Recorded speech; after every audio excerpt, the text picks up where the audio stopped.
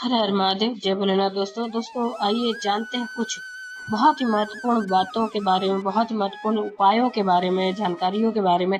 पूज्य गुरुदेव के श्रीमुख से उन्हीं की कथा के दौरान जब वो बता रहे थे, तो कुछ अंश को मैं यहाँ प्रस्तुत कर रही हूँ।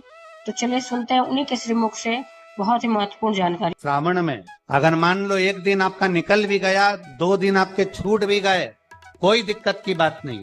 जो पेड़ तुम्हारे यहाँ लगा हो, जो पौधा तुम्हारे यहाँ लगा हो, जो वृक्ष तुम्हारे यहाँ लगा हो, जो क्यारा तुम्हारे यहाँ, कुंडी तुम्हारे यहाँ, उसी की मिट्टी को, उसी के पेड़ के नीचे, उसी पौधे के नीचे, उस मिट्टी को थोड़ा सा हाथ से उसको उठाकर एक लिंग की आकृति बना ले। उसमें जलाधारी बनाने की जरूरत नहीं, केवल लिंग की आकृति बनाकर उसी की पूजन वहीं कर पानी चढ़ाकर 15 से 20 मिनट बाद अपना काम करने के बाद उसी को उसी मिट्टी में विसर्जन कर दें। अपनी कामना कर देव अधिदेव महादेव 2 महीने के बाद क्या देगा ये वही जान सकता है। सोमवार के दिन तू मेरे मंदिर के दरवाजे पर चौखट पर बैठ जाना, और दूसरा प्रतिदिन शाम के समय पर तू बेलपत्री के पेड़ के नीचे बैठ जाना। जो तेरी बेल वृक्ष के नीचे सेवा करने आए, जो शंकर जी के मंदिर में सोमवार को जल चढ़ाने आए, उसका जो पात्र जल चढ़ाकर जब वो घर लेकर जाए, उसके पीछे पीछे, पात्र के पीछे पीछे तू जाना, और उसके घर में लक्ष्मी का भंडार भरकर। लक्ष्मी बेलपत्र के वृक्ष के नीचे तू विराजमान हो जा। उस बेलपत्र के वृक्ष के नीचे जो बुआरी लगाए, सेवा करे, चाकरी करे, एक बेटी को जैसे बड़ा करते हैं वैसे बेलपत्री के वृक्ष को जो बड़ा करे, बेलपत्री के वृक्ष का जो पालन करे, पोषण करे, उसकी संभाल करे, उस बेलपत्री के वृक्ष को जैसे जैसे वो उन्नति करे, वैसे वैसे उसके घर में समृद्धि बढ़ते जाए। उस जिसका खुद का मकान नहीं हो, खुद का मकान नहीं हो, किराए के मकान में रहते रहते जिंदगी बीत रही, खुद का, और बहुत दुख का जीवन चल रहा, बहुत कष्ट, अपना खुद का कोई मकान नहीं, मान लो प्लाट है पर मकान बन नहीं रहा, या कोई प्रॉपर्टी अपनी नहीं बन रही, तो हम इस व्यासपीठ से कहना चाहेंगे कि एक प्रयोग अवश्य करिएगा। एक प्रयोग अवश्य, अपने आसपास के 5-6 बेलपत्र के वृक्ष देख लीजिए, अपने आसपास के नजदीक के 5-6 बेलपत्र के बड़े बड़े वृक्ष देख लो, या छोटे वृक्ष देख लो। उन 5-6 वृक्ष को धीरे धीरे उनकी सेवा करना प्रारंभ करो, उन वृक्षों को बड़ा करना प्रारंभ करो, उन वृक्ष के नीचे सफाई करना प्रारंभ करो, उन वृक्ष को जल देना प्रारंभ करो, उन वृक्ष को आप खाद देना प्रारंभ करो, उन वृक्ष की सेवा संभाल करना प्रारंभ कर दो, उस वृक्ष के नीचे बुआरी काटना प्रारंभ कर दो, झाड़ू लगाना प्रारंभ कर दो, उस वृक्ष के नीचे सफाई करना प्रारंभ कर दो। उस बेलपत्री के 5-6-7 वृक्ष को आप गोद ले लो। गोद लेना मतलब मैं इसकी सेवा करूंगा, मैं इसमें जल दूंगा, मैं इसके खाद दूंगा, मैं इसकी सेवा करूंगा, कुछ मत करो, बस केवल इस शरीर से उस बेलपत्र के वृक्ष की सेवा करना रोज प्रारंभ कर दो। 6 महीना इंतजार करना और 6 महीना लगातार सेवा करना। 7वां महीना आपका और हमारा, और आना कि भोलेनाथ ने प्रॉपर्टी दिलाई कि नहीं दिलाई और आगे बढ़ाया।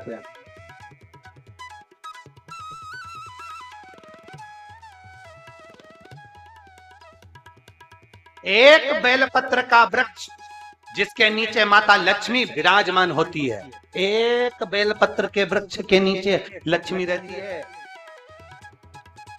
दुनिया के लोग कहते हैं लक्ष्मी जी का दिन कौन सा है, बोलो जम के जल्दी से। शुक्रवार। दुनिया के लोग कहते हैं लक्ष्मी जी का दिन शुक्रवार है, पर माता लक्ष्मी से पूछा जाए कि तुम्हारी माता ख्याति देवी नारायण भगवान के साथ तुम्हारी शादी नहीं कर रही थी, शंकर को लक्ष्मी दे रही थी, तब तुमने भगवान शंकर से विनती करी, भोले बाबा मैं नारायण से प्रेम करती हूँ, भगवान नारायण से मेरा विवाह हो। तो माता ख्याति देवी से शंकर भगवान ने विनय कर कहा कि लक्ष्मी जी का विवाह नारायण के साथ कर दिया जाए। भगवान नारायण के साथ जब लक्ष्मी जी का विवाह हो गया, तब लक्ष्मी जी हाथ जोड़कर बोलती हैं, बाबा मेरा विवाह नारायण के साथ हो गया और मैं आपके चरणों की सेवा करना चाहती हूँ, बाबा आप कृपा करिए कि मैं क्या करूं आपके लिए। शंकर भगवान कहते हैं, लक्ष्मी बस 2 चीजें कर दे, एक सोमवार के दिन तू मेरे मंदिर के दरवाजे पर चौखट पर बैठ जाना, और दूसरा प्रतिदिन शाम के समय पर तो बेलपत्री के पेड़ के नीचे बैठ जाना। जो तेरी बेल वृक्ष के नीचे सेवा करने आए, जो शंकर जी के मंदिर में सोमवार को जल चढ़ाने आए, उसका जो पात्र जल चढ़ाकर जब वो घर लेकर जाए, उसके पीछे पीछे, पात्र के पीछे पीछे तू जाना और उसके घर में लक्ष्मी का भंडार भरकर आए। लक्ष्मी बेलपत्र के वृक्ष के नीचे तू विराजमान हो जा। उस बेलपत्र के वृक्ष के नीचे जो बुआरी लगाए, सेवा करे, चाकरी करे, एक बेटी को जैसे बड़ा करते हैं वैसे बेलपत्री के वृक्ष को जो बड़ा करे, बेलपत्री के वृक्ष का जो पालन करे, पोषण करे, उसकी संभाल करे, उस बेलपत्री के वृक्ष को जैसे जैसे वो उन्नति करे, वैसे वैसे उसके घर में समृद्धि बढ़ते जाए, उसके घर में वैभव बढ़ते जाए। ये शंकर भगवान माता लक्ष्मी से करे, भगवान श्री माता लक्ष्मी से करे।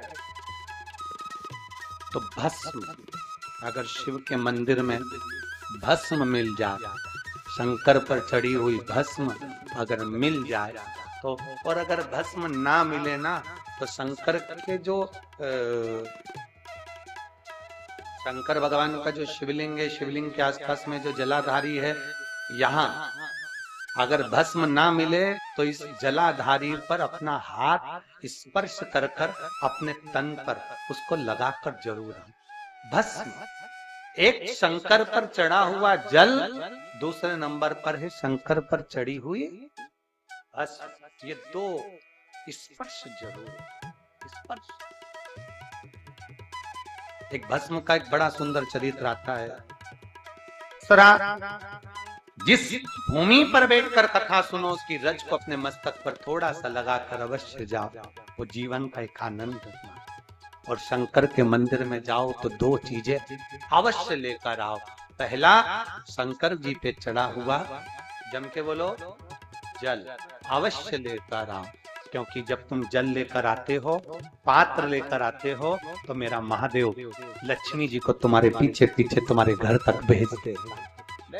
चढ़ी हुई बेलपत्र मत खाओ, लोग कहेंगे शंकर पर चढ़ा हुआ ये मत खाओ। हम इस व्यासपीठ से निवेदन करना चाहेंगे कि आप अगर दिल रखकर अपने बाबा से कहोगे ना, तो बाबा पर चढ़ा हुआ जो जल है ना, वो जल साधारण नहीं रहता। मेरा भोलेनाथ जब दुनिया को अमृत देता है तो तुमको भी अमृत दे देता है। दो चीजें कभी मत छोड़ो। अगर मंदिर में गए हो तो दो चीजें कभी मत छोड़ो। कथा में गए हो तो दो चीजें कभी मत छोड़ो। एक कथा श्रवण करना, दूसरा जहां कथा बैठकर सुनते हैं वहां की रज को अपने मस्तक पर लगाना। कथा सुनने के बाद आप यहाँ से जाओ, भले दरी बिछी है, आसन बिछा है, कारपेट बिछा है, उस पर अपना हाथ फेर कर उस रज को अपने मस्तक पर जरूर लगाओ। क्योंकि शिव पुराण में, भागवत पुराण में, स्कंद पुराण में, कुर्म पुराण में, नर्मदा पुराण में, लिंग पुराण में, नारद पुराण में, ब्रह्म वैवर्त पुराण में, जितनी भी पुराणे हैं, सब पुराणों में लिखा है कि जिस स्थान पर बैठकर हम भगवान की कथा को सुनते हैं, उनको याद करते हैं, जितनी देर हम उनको याद करते हैं उतनी देर वो परमात्मा उस स्थान पर बैठा हुआ रहता है। हाथ रखकर बोलना, शंकर भगवान से तुम्हारा रिश्ता कौन सा? शिव जी से आपका कौन सा रिश्ता?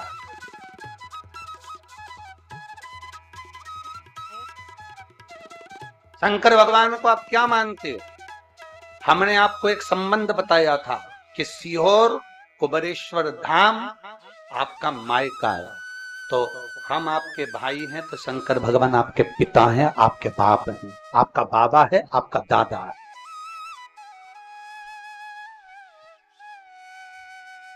अब आपसे हम प्रश्न करें, उत्तर मेरी कुरुत की बहनें भी देंगी और मेरे जीजा उन भी देंगे और मेरी बेटियां और मेरे बेटे देंगे।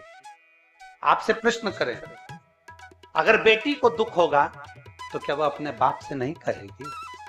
बोलो तो जम के। बेटी को तकलीफ है वो अपने बाप से ना कहेगी।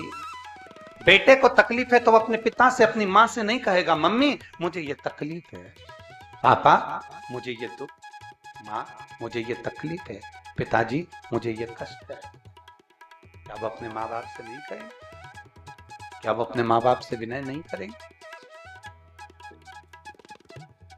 और माँ, पिता, फिर उसके करीब में, उसके नजदीक में जो भी होता है वो माँ बाप निकाल कर उसको दे देते हैं, माता पिता उसको दे देते हैं।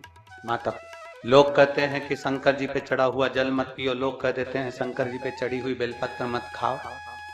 तो इस बहन से पूछे, सुनीता सोनी से, कि शंकर पर चढ़े हुए जल से उसकी गांठ जो डबल से उसके शरीर में आ गई थी वो समाप्त हो गई।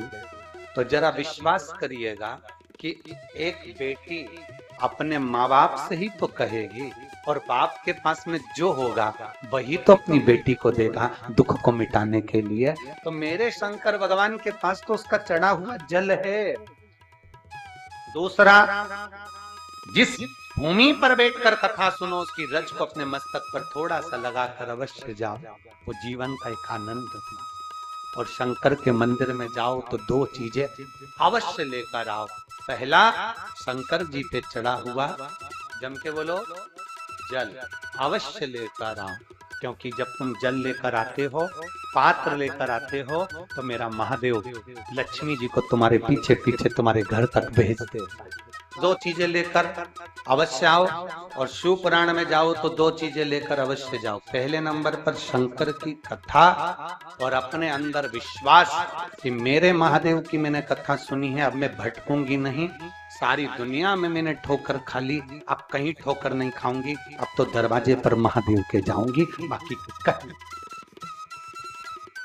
दूसरा, कथा में बैठी हूँ बाबा के इस रज को, ये रज नहीं है, ये धूल नहीं है, ये मेरे बाबा के कैलाश 12 ज्योतिर्लिंग का चंदन है, इसको मस्तक चढ़ाऊंगे अपने हृदय से। लाते हो आप लोग?